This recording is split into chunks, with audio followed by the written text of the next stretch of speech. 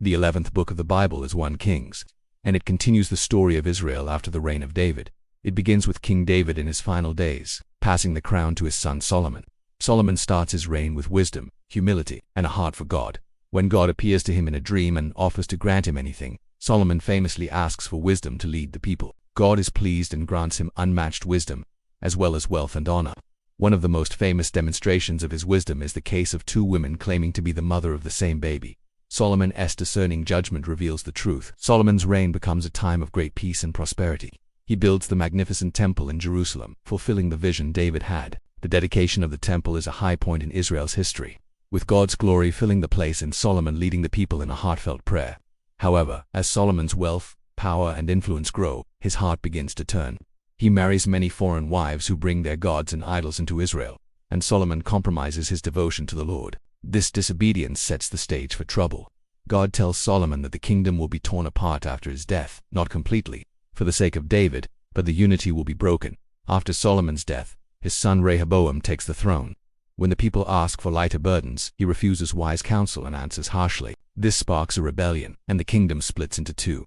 The northern kingdom of Israel, ruled by Jeroboam, and the southern kingdom of Judah, ruled by Rehoboam. Jeroboam quickly leads Israel into sin by setting up golden calves for worship, and from that point, most kings of Israel will follow a downward spiritual spiral. Throughout 1 Kings, God sends prophets to call the people and their leaders back to him. One of the most powerful is the prophet Elijah.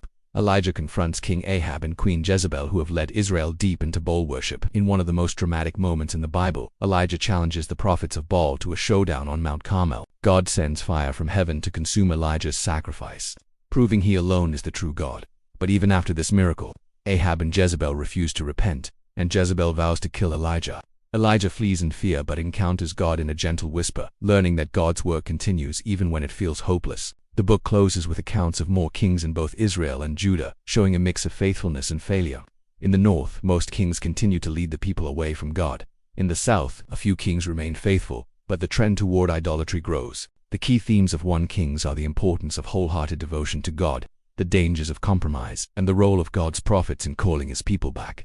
It also reminds us that leadership matters. The spiritual condition of the king often shapes the nation. Spiritually, 1 Kings points us to the need for a perfect king who will rule with justice and never turn away from God, a king we find in Jesus. So 1 Kings is more than a political history. It's a spiritual warning and an encouragement to remain faithful to God, no matter the pressures or temptations around us. Thanks for watching. This was book 11 in our 66 books of the Bible series. In the next episode, we'll explore 2 Kings, where the consequences of unfaithfulness unfold and God's prophets continue their mission. Don't forget to like, share, and subscribe so you won't miss it.